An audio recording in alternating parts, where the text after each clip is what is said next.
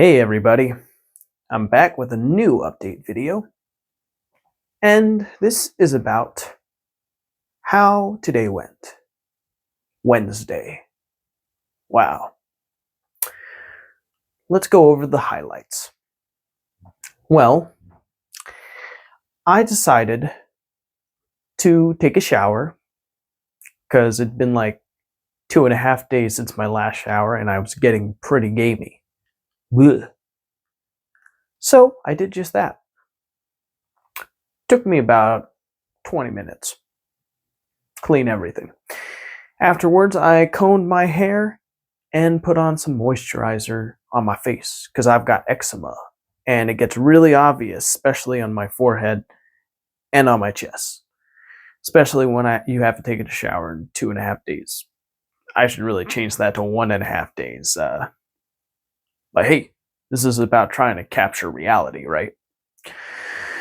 Well, anywho, after that, I have decided to limit myself to only two eating out meals of my own discretion per month to ensure I don't go over budget on that kind of spending. So I decided to spend my 1 out of 2 times of the month to go to Wendy's. Now, when I got to Wendy's, I asked for a Baconator with a large fry and drink. And boy, oh boy, was dead in there. There was like just 2 guys eating in there, but other than that, it was pretty empty. Other than me coming in there, and all of the workers who were people who looked to be in their late teens, early 20s, were talking it up there. I mean, probably because they didn't really have much to do other than wait for customers. And then when I got to the ordering desk or cashier area, I don't know what you call it, I said, "Hello, how are you?" And he said, "Oh, good. What can I do for you?" And then I said, "I want the Baconator." He said, "Well, large?" And I'm like, "Okay, yes, please." And afterwards, he said, "It'll be done soon. 229 is your order number." So I went off, sat at a round table, one of those uprisers where like your feet don't touch the ground. And I just waited for my meal as it was being prepared. Then when it was done, I went back. I said, "Thank you." He said, "You're welcome." Grabbed the food, and then I filled the soda. Now, after all of that, I realized there was no straw included in the bag, the takeout bag, because I planned on driving home to eat the food. So I went up and I asked, "Hey, can I please have a straw?" And he said, "They're there." And they were in a corner of the register. So grabbed it and said, "Thank you." And he said, "You can have one of those activity booklets if you'd like." And it was one of those children's booklets. And I was like, "No, thank you." And then I left. Well, anyways, I drove back home and I made my meal. It was made for me. Set my meal up. I put the fries on plate and I realized the fries were kind of cold, kind of clammy. So I decided to throw them in the microwave for 30 seconds, which probably wasn't a great idea because when they got out of the microwave, they were really floppy. They weren't very crispy, which I don't know about you, but I like crispy fries. Well, the burger itself was all right. Luckily, the cashier did give me a whole lot of ketchup packets in there. Although we did have ketchup at home, but I decided to use the ketchup packets because might as well. I used every single one. It was like a handful of them. And after squeezing each one on the plate with the floppy fries and the lukewarm sandwich and the soda, which by the time I got home, it was actually pretty watered down. I got a Diet Dr. Pepper, and I have to be honest, it didn't really taste like a Dr. Pepper at all. In fact, it just tasted like some vague flavoring soda water. Like, it just was very bland and watered down, and that possibly could be the trip from the restaurant back home, or maybe the ice melted into the water and that watered down the flavor. But it tasted more watered down than usual, and I thought that was a shame, you know. Um, by the way, this meal was $18. Yeah. Uh, but I had this meal, and the reason why I got it in the first place was because I was excited for a new Nintendo Direct that was dropping in later today. I thought, oh, I'll check this out. Why not? I'm a fan of gaming. I own a Switch. I might as well stay updated with the Switch too and see what's going on over there. So I watched that, and overall, it looks pretty neat. I mean, I wasn't expecting the company Nintendo to release a device with 120 hertz capabilities, 1080p display, HDR, variable refresh rate. I mean, that honestly was not on my bingo card. I was expecting them to cheap out and release something that was acceptable but overall dated, you know? But they actually may release something that had semi-modern technology in it, which I thought was kind of cool. They even have a mouse built into both Joy-Cons, which I guess that's their new innovative feature for the Switch 2, which, I mean, mice have existed, or mouse, or mice, however you say it, they've existed on PCs forever, ever since PCs existed. So seeing them on a dedicated gaming console is pretty interesting. I just wish that most of the games they showcase ran at 60. I mean, to be fair, most of the Nintendo published games ran at 60, but all of the third-party games looked, not gonna lie, they looked pretty rough. Um, but speaking of third-party games, I honestly wasn't expecting them to release or a trailer of a collaboration between From Software and Nintendo.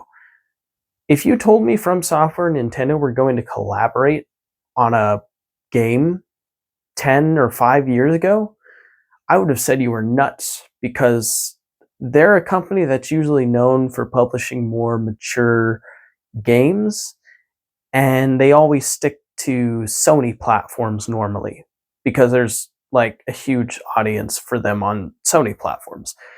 So seeing such a pronounced company as FromSoft releasing an exclusive game for a Nintendo console that pretty much looks like Bloodborne 2, but isn't Bloodborne 2, it's basically a vampire game, was not on my bingo card at all. But honestly, it's a really good reason for getting a Switch 2.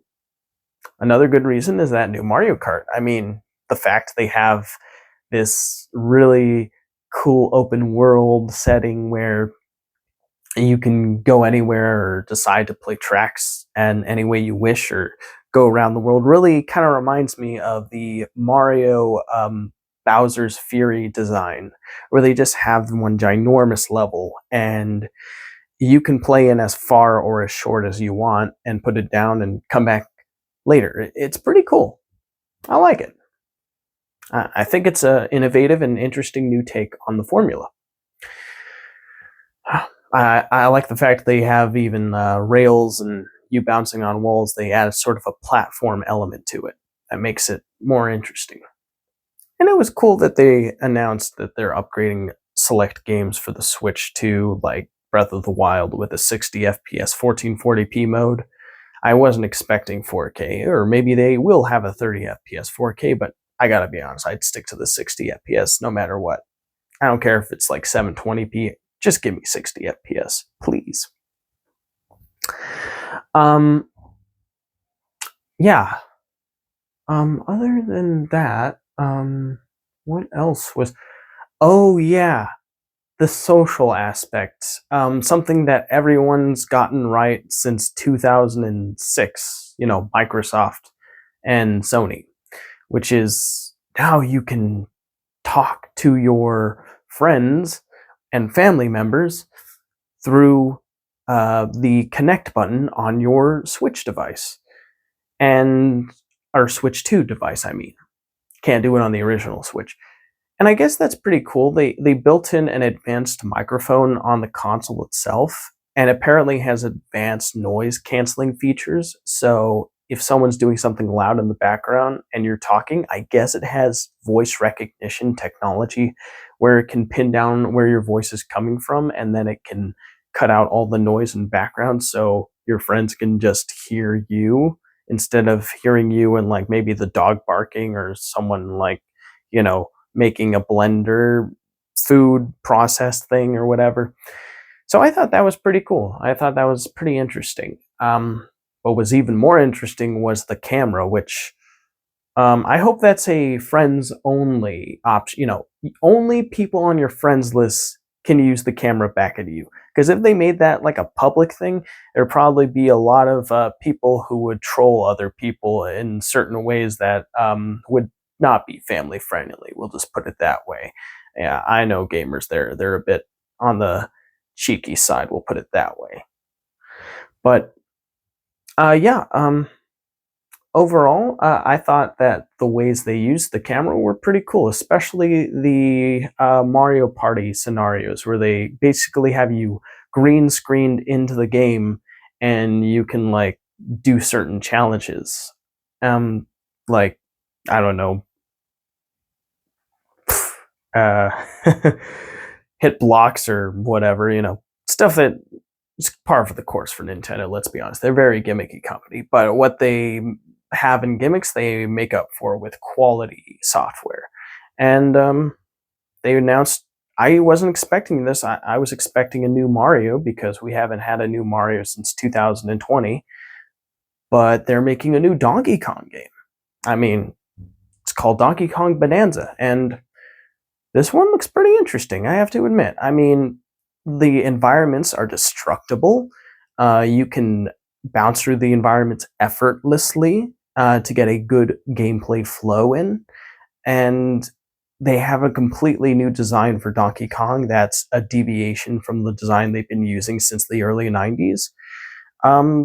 What can I say? It looks very interesting, very fun. It looks like the people who worked on Mario Odyssey made this game. And what can I say? I'm actually looking forward to that one. I mean, but speaking of looking forward to Switch 2, there is one problem, and that's the price. I mean, I was expecting it to be 400, but 450, yeah, that's a bit much. A bit much. I mean, and apparently their AAA games like Mario Kart are going to be Mario Kart World are going to be $80. Yeah, yeah. But hey, at least that Donkey Kong game's $70. So I guess they're gonna raise or decrease the price depending on how successful they think their game is going to be, which makes me wonder. So I guess the next mainline Mario and Zelda games are going to be $80 too. I don't know. I think that's baloney. I think they had a good thing going with the original Switch, $60, and they rarely discount their games anyway, so you might as well keep that 60 price tag going. But I don't know. I guess maybe they, well, obviously they want to get squeeze more money out of their player base, duh. But I don't know. It seemed kind of weird. Speaking of weird, they have a tech demo for the Switch 2 um, that you have to pay for. What the heck? Why are you making people charging people for a tech demo of the device they just purchased? Shouldn't that be uh, already downloaded on the console? Very strange. Yeah, clearly Nintendo's going down the greedy path. Um, well, there you go. I think it's because they think they have like a market cornered and they're gonna exploit that market as best they can. At this rate, though, gotta be honest, that Steam Deck's looking more and more enticing. I mean, you can take games you already bought on Steam and play them on the go, and they probably run just as well, if not maybe even a bit better than the Switch 2. So, plus you don't have to rebuy the game at full price on the Steam Deck. So yeah, everything's not looking too enticing, consumer friendly for this platform, not lying.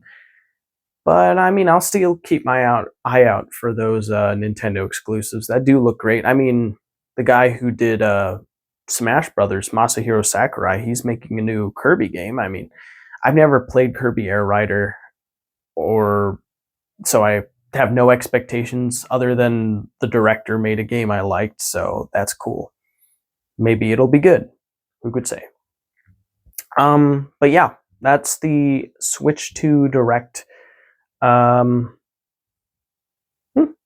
if you're huge into gaming, if you're a big gaming nerd like me, you're probably mildly interested, but at the same time, a little disappointed.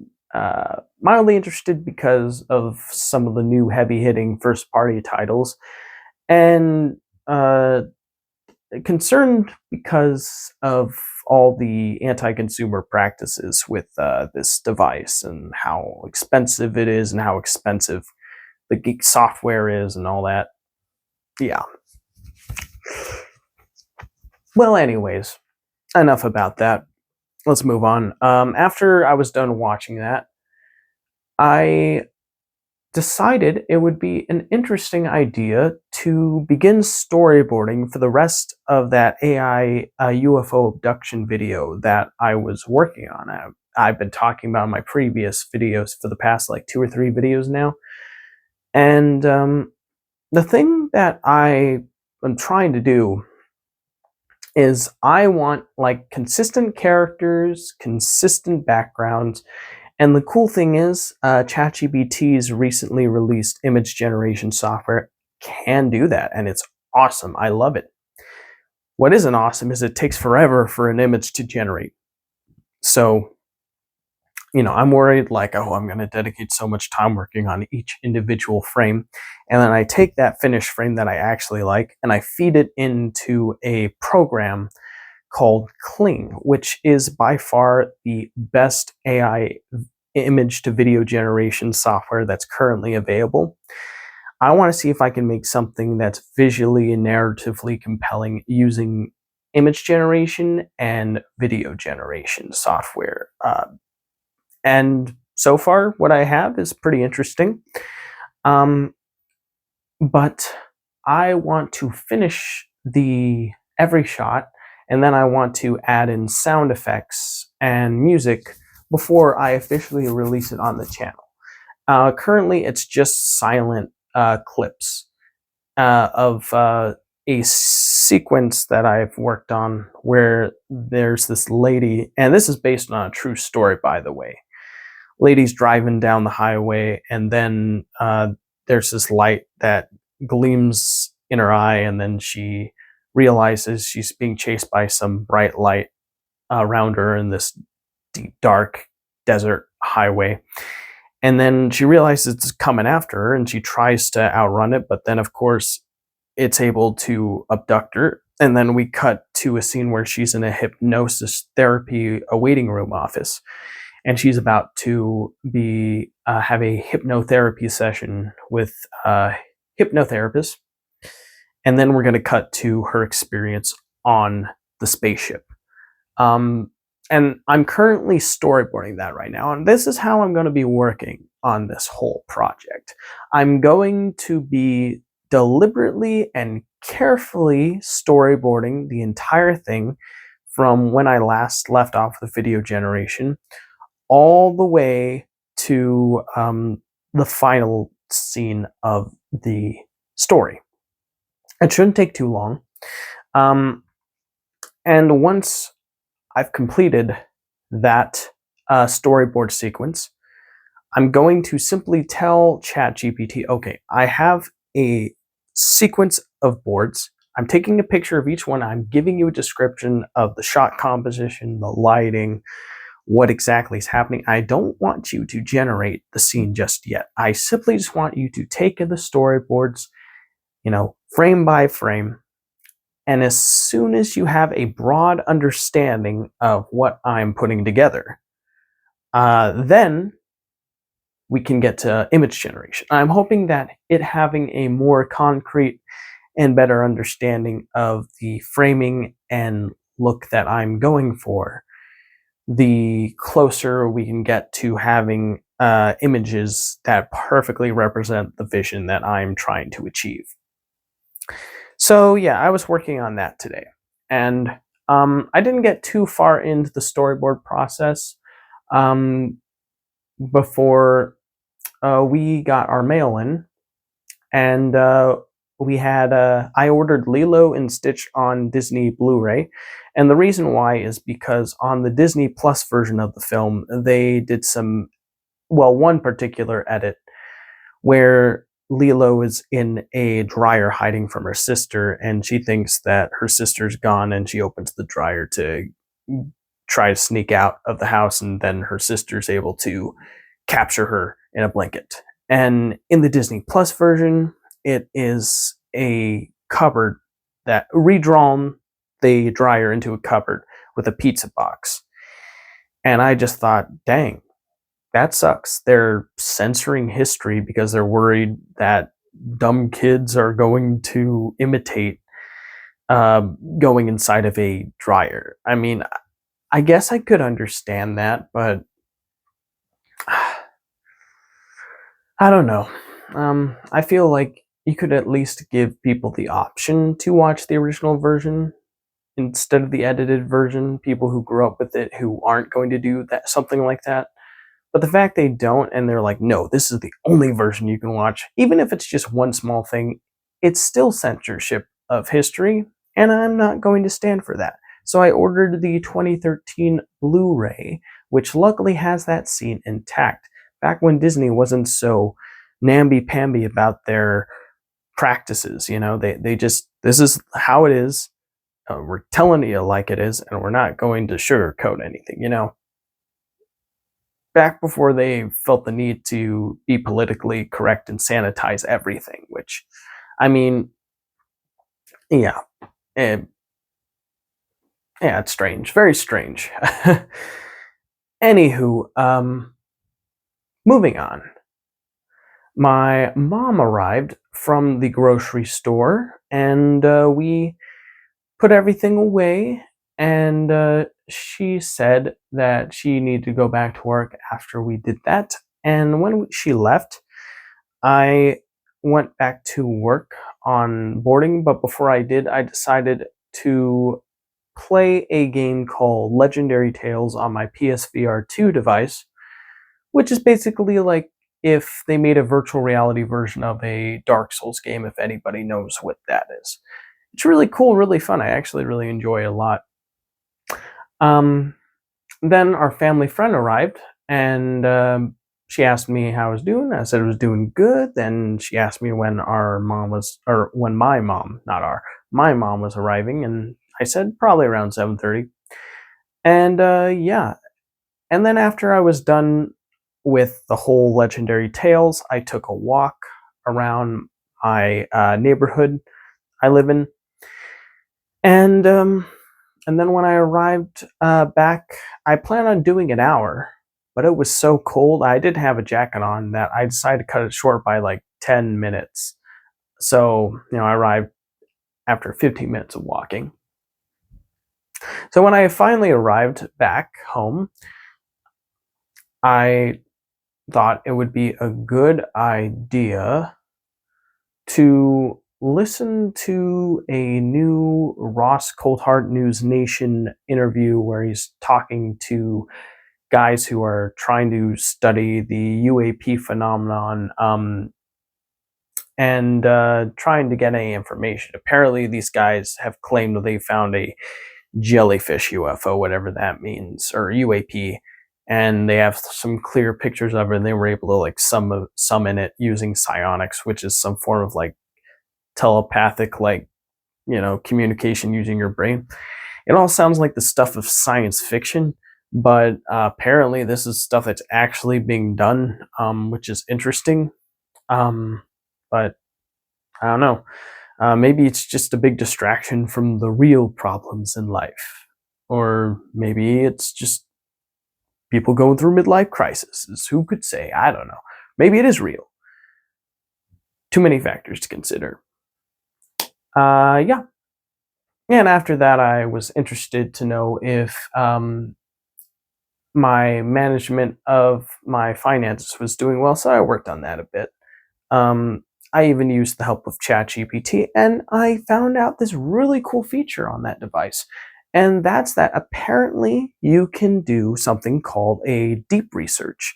And what that is you ask it a question, and then it says it's going to check every facet of the internet to find articles and facts and things related to your question to give you the most unbiased and fact driven reporting it possibly can do, which is pretty darn awesome.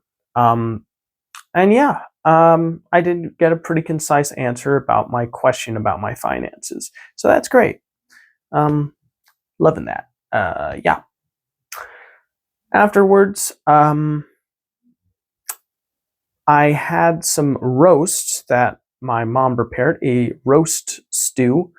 Uh, the meat was very tender, very flavorful. I actually helped by putting some beef bouillon cubes in and cutting some um, bell peppers and putting them in there. And the meat simmered in, and it was very delicious. After that, I had 3 scoops of ice cream and was listening to the latest Digital Foundry Direct, where they're talking about the Switch 2 and getting into more details about very specifics, such as apparently there's like a form of region locking Nintendo's doing to ensure scalpers don't completely annihilate Switch 2 stock. So, and you need a Nintendo account that has a whole bunch of hours of logged playtime to make yourself appear legitimate to Nintendo when you buy the console off their website. So they're putting in a bunch of safeguards to try to prevent scalping as best they can. Will it work, or will the scalpers figure out a way to trick the system and get the devices anyways? I mean, based on the safeguards they put in, it seems like they're doing a good job, but I guess we'll find out soon enough.